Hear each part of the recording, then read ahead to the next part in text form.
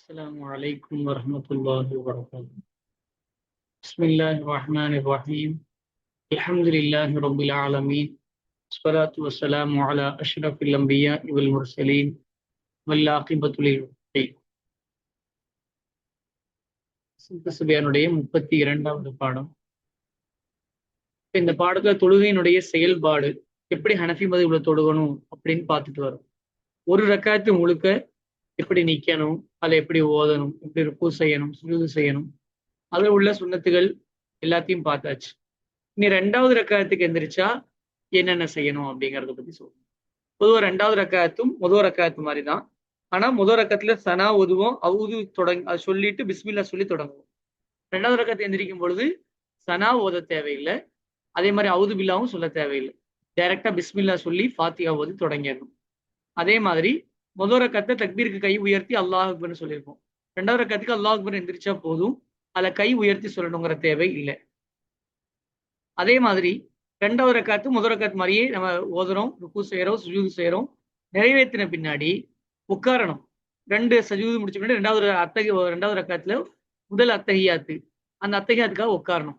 உட்காரும் பொழுது ஆண்கள் இடது காலை விரித்து வைத்து அதுக்கு மேலே ஏறி உட்காரணும்.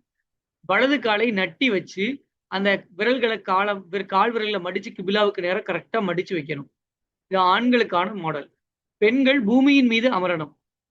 தங்களுடைய பித்தட்டை பூமியின் மீது வைத்து 2 காலையும் ரைட் சைட்ல விட்டவங்களா அமரணும். சரி, தொடையில என்ன பண்ணணும், 2 கையையும் வைக்கணும். அந்த முட்டி மேல விரல் படுற மாதிரி, அந்த நுனிகள் விரல் நுனிகள் முட்டி மேல படுற மாதிரி இருக்கணுமே தவிர முட்டியை பிடிக்க கூடாது. அதே மாதிரி பெண்கள் பூமியின் மேல வலது பக்கம் 2 காலையும் போட்டு பூமி மேல உட்காரணும். எல்லாரும் அத்தஹியாத் ஓதணும். அத்தஹியாத்துல நம்ம ஓதும் பொழுது அஸ்ஸலாமு அலைக்க ஐயுகன் நபி வரஹ்மத்துல்லாஹி வரகாத் என்று சொல்லும் பொழுது நபி ஸல்லல்லாஹு அலைஹி வஸல்லம் அவர்களுக்கு நாம் சலாம் சொல்கிறோம் அப்படிங்கிற நினைப்போட வரணும். இங்கதான் வழிகட்டவர்களுக்கு நமக்கு உள்ள வித்தியாசம். வடநாட்டில் இருக்கக்கூடிய சில வழிகட்ட கொள்கையினர்கள் நபி ஸல்லல்லாஹு அலைஹி அவர்களை தொழுகையில் நினைப்பது அது ஆடு மாடு கழுதை விட நினைப்பதை விட கேவலமானதுன்னு சொல்லி வச்சிருக்கிறாங்க. இது ஒரு தெளிவான முட்டாள்தனமான கொள்கை. அஸ்ஸலாமு அலைக்க ஐயுகன் நபி என்று சொல்லும் பொழுது நபி ஸல்லல்லாஹு அலைஹி அவங்களுக்கு சலாம் சொல்கிறோம் என்ற நினைப்போடு நாம் சொல்ல வேண்டும். இமாம் கஸ்ஸாலி ரலியல்லாஹு அவர்களை தங்களுடைய இஹ்யா உலூமுத்தீன் அப்படிதான் சொல்றாங்க. ஸல்லல்லாஹு அலைஹி அவர்களை பற்றி சலாம் சொல்லும் பொழுது அவர்களை பற்றி நீ உன்னுடைய மனதில் ஒரு ரூபத்தை கொண்டு அதற்கு பிறகு நீ சலாம் சொல்லு என்று இமாம் கஸ்ஸாலி ரஹ்மத்துல்லாஹி அவங்க சொல்றாங்க. அதுக்கப்புறம் அஸ்ஸலாமு அலைனா வலா இபாதில்லாஹி ஸாலிஹீன் சொல்லும் பொழுது இந்த வானம் பூமியில் உள்ள சாலிகான எல்லா அடியார்களுக்கும் நான் சலாம் சொல்கிறேன் அப்படிங்கிற நியத்து வரணும். அது மாதிரி அஷ்ஹது என்று சொல்லும் பொழுது நான் சாட்சி சொல்கிறேன் அப்படிங்கிற அந்த நியத்து வரணும். லா இலாஹ என்று சொல்லும் பொழுது விரலை நீட்டணும், கலிமா விரலை நீட்டணும். இல்லல்லாஹ் என்று சொல்லும் பொழுது விரலை விட்டுறணும். அதோடைய முறைகள் ஒரு சின்ன வீடியோவா இருக்கு, அந்த வீடியோவை நான் உங்களுக்கு அனுப்புறேன். இந்த விரலை வைக்கிறதுல 3 ஸ்டைல் இருக்குது. ஒண்ணு, கட்ட விரல் இந்த களிமா விரலுடைய நடுமொழியில வச்சு மற்ற விரல்களை எல்லாம் மறைச்சு சொல்றது. பொத்தி இந்த விரலை நீட்டி கட்ட விரலை கொண்டு போய் களிமா விரலுடைய மொழியில வைக்கிறது. 2வது, கட்ட விரலையும் இந்த நடுவிரல் 3வது விரலையும் வளையமிட்டு பிடிக்கணும். 2 நுனிகளையும் ஒட்டி வச்ச மாதிரி வளையம் இட்டு மற்றவர்களை பொத்தி வச்சிருக்கணும். 3வது, நடுவிரல் அந்த 4வது விரல் சுண்டு விரல் இந்த 3ஐயும் பொத்தி நடுவிரலுடைய நடுமொழி மேல கட்ட விரலை கொண்டு போய் வச்சிருக்கணும். இப்படி 3 டைப்ல அத்தகையத்துல ஹனஃபி மதுஹப்ல நம்ம லா இலாஹ இல்லல்லாஹ் என்று சொல்லும் பொழுது விரலை நீட்டி சைகை காட்டலாம். அது என்னன்னு சொல்லி இன்ஷா அல்லாஹ் ஒரு சின்ன வீடியோ இருக்கு, அதை நான் அனுப்புறேன். சரி, இது வரைக்கும் நம்ம முதல்ல வாசிப்போம். பிஸ்மில்லாஹிர் ரஹ்மானிர் ரஹீம். இனி 2ஆம் ரக்காத்து முந்தின ரக்காத்தை போலா இருக்கும். ஓத வேண்டிய விஷயங்கள் எல்லாம் அதே மாதிரிதான். ஆனால் அதில் சனா அவுதை கொண்டு வர மாட்டான். சனா ஓதக்கூடாது, அவுது ஓதக்கூடாது. 2வது பிஸ்மில்லா சொல்லி ஃபாத்தியா ஓதி துணை சூரா ஓதி அப்படி போயார். 2 கையையும் உயர்த்தான். முதல் ரக்காத்துல என்ன பண்ணுவோம், தக்பீருக்கு கையை உயர்த்துவோம். 2வது ரக்காத்துல தக்பீருக்கு கையை உயர்த்துதல் கிடையாது. 2ஆம் ரக்காத்தின் 2 சஜிதாவை விட்டு ஒளிந்த பின் 2வது ரக்காத்துல 2 சுஜூது செஞ்சு முடித்த பின்னாடி ஆண் பிள்ளை இடது காலை விரித்து அது 2 சவணத்துக்கிடையிலாக்கி அதன் பேரில் இருப்பான். லெஃப்ட் காலை விரிச்சு வச்சு அதுக்கு மேல ஏறி உட்காரணும். வலது காலை நட்டி அதன் விரல்களை கிபிலாவுக்கு நேரே முகம் திருப்புவான். வலது காலை நட்டி வைக்கணும். அந்த விரல்களை நல்லா கிபிலாவுக்கு நேரா மடிச்சு கரெக்டா உட்காரணும். 2 கையையும் 2 தொடையின் பேரில் வைப்பான். விரல்களை கொஞ்சம் விடுக்கப்பட்டதாக விரிப்பான். ஃபுல்லா விரிக்கணும் இல்ல, ருக்கூல விரிச்சு வைக்கிற மாதிரி அவ்வளவு விரிக்கணும்னு கிடையாது. கொஞ்சம் விரல்களை விரிச்சு வைக்கணும். அதன் நுனிகளை 2 முட்டுக்காலில் இடத்தில் ஆக்குவான். இப்ப கயிறு விரல்களுடைய நுனிகள் எங்க இருக்கணும்? கரெக்டா முட்டுக்காலினுடைய அதனுடைய மேல இந்த நுனிகள் இருக்கணும். பிடிக்க கூடாது. முட்டுக்காலை பிடியான். முட்டுக்காலை பிடிக்க கூடாது. பெண் பிள்ளை இடது சவனத்தின் பேரில் இருந்து, சவனம்னு சொன்னா பித்தட்டு, பெண்கள் தங்களுடைய கால்கள் என்ன ஆகணும்? ரைட் சைடு போட்டு வைக்கணும். அப்போ தங்களுடைய இடது பித்தட்டின் மேல கொஞ்சம் சாய்ந்து இருந்ததை போன்று இடது பித்தட்டில் இருந்து 2 காலையும் வலது புறத்தில் புறப்படுத்துவாள். 2 காலை ரைட் சைடுல போடணும்.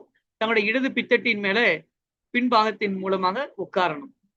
அப்ப அதுலயே பாருங்க இடது பித்தட்டுன்னு இருக்குது. அப்ப கொஞ்சம் கூட சரிஞ்சிருக்கிற மாதிரிதான் இருக்கும். இனி அடங்கலும் அத்தஹியாத்தை அபுதுஹு வ ரசூலுஹு வரையில் ஓதுவான். அத்தஹியாத்து லில்லாஹி வஸ்ஸலவாத்து வத்தய்யிபாத்து அந்த ஃபுல்லா அப்துஹு வ ரசூலுஹு வரைக்கும் ஓதணும். அத்தஹியாத்தை கொண்டு அல்லாஹு தஆலாவுக்கு நான் காணிக்கை வைக்கிறவனாகவும், என்ன வைக்கத்தான் தான் காணிக்கை வைக்கிறவனாகவும், அத்தஹியாத்துனா என்னது? அல்லாஹு தஆலாவிற்கு நாம் காணிக்கை வைக்கக்கூடிய அந்த எண்ணத்தையும், அஸ்ஸலாமு அலைக்கவை கொண்டு நபி ஸல்லல்லாஹு அலைஹி வஸல்லம் அவர்களின் பேரில் தான் சலாம் சொல்லுகிறவனாகவும், அஸ்ஸலாமு அலைனா வ அலா இபாதில்லாஹி ஸாலிஹீனை கொண்டு தன் பேரிலும் வானம் பூமியில் உள்ள சாலிகாகி அடியார் பேரிலும் தான் சலாம் சொல்லுகிறவனாகவும், அஷ்ஹதுவை கொண்டு தான் ஷாஹிது என்னது?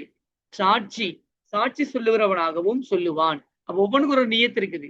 அத்தஹியாத்து சொல்லும் பொழுது அல்லாஹு தஆலாவுக்கு சாட்சி சொல்றவங்க நியத்து. அஸ்ஸலாமு அலைக்க ஐயுஹன் நபின்னு சொல்லும்போது ஸல்லல்லாஹு அலைஹி வஸல்லம் சலாம் சொல்றோம் நியத்து.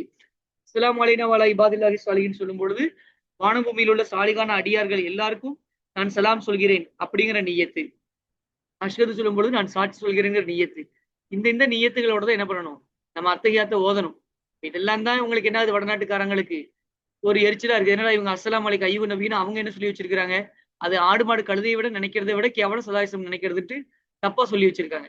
இந்த மாதிரி சுன்ன ஜமாத் கருத்துக்கள் எல்லாம் சிந்தஸ் பியான்ல இருக்கிறதுனாலதான் இந்த கித்தாபியை தூக்கிடுவோண்டான்னு சொல்லிட்டு இதெல்லாம் மக்கள் மத்தியில ஓத விடாம வச்சிருக்காங்க. இல்ல ஓதனான்னு தெரியும். நம்ம கருத்து அஸ்ஸலாமு அலைக்க ஐயுஹன் நபின்னு சொல்லும் பொழுது சரதாயிசம் அவங்களை தசவுர் செய்யணும் அப்படிங்கிற இமாம் கஸாலி ரலியல்லாஹுனுடைய இஹாவில் வரக்கூடிய கருத்து. போகட்டும். அல்லாஹ் தஆலா அது போன்ற வழிகட்டவர்களை விட்டு நம்மை பாதுகாப்பானார். சரிமா. ஷஹாதத்திடத்தில் நடுவிரல், அதுக்கு அடுத்த விரல் சின்ன விரல், நடுவிரல்னா 3வது இருக்குல்ல அந்த விரல், அதுக்கு அடுத்த விரல் 4வது விரல், சின்ன விரல்னா சுண்டு விரல், இந்த விரல் 3ஐயும் பொத்தி கொண்டு மடக்கி வச்சுட்டு பெருவிரல் தலையை, பெருவிரல்னா எனது கட்ட விரலுடைய தலையை களிமா விரல் நடுமொழியில் வைத்து, களிமாவருடைய நடுமொழி இருக்குது இல்லையா, இந்த நடுமொழியில் இந்த கட்ட விரலை வைத்து லா இலாஹ என்று சொல்லும் போது களிமா விரலை உயர்த்தி, இல்லல்லாஹ் என்று சொல்லும் போது அந்த விரலை வைத்து இப்படி சைக்கினை செய்வான், விட்டுருவான். அப்ப என்ன ஆகும்? பழைய மாதிரியே 5 விரலை என்ன பண்ணும்? விரிச்சு வச்சிடணும். சிலர் அந்த விரலை இப்படி நீட்டிட்டு அப்படி விட்டுறாங்க. அப்படி விடலாம், தப்புன்னு கிடையாது. ஆனா பழையபடி ஃபுல்லா விட்டுறணும் அப்படிங்கறத மராக்கில் ஃபலாஹ்ல எல்லாம் வருது, கிதாபுகள்ல வருது. பழைய மாதிரியே விட்டுறணும் அப்படிங்கிறது. சரி. பரலிலும் வித்திரிலும் ராத்திபாகி சுன்னத்துகளிலும் முந்தின இருப்பில் அபுதுஹு வ ரசூலுஹுவை காண அதிகமாக்கான்.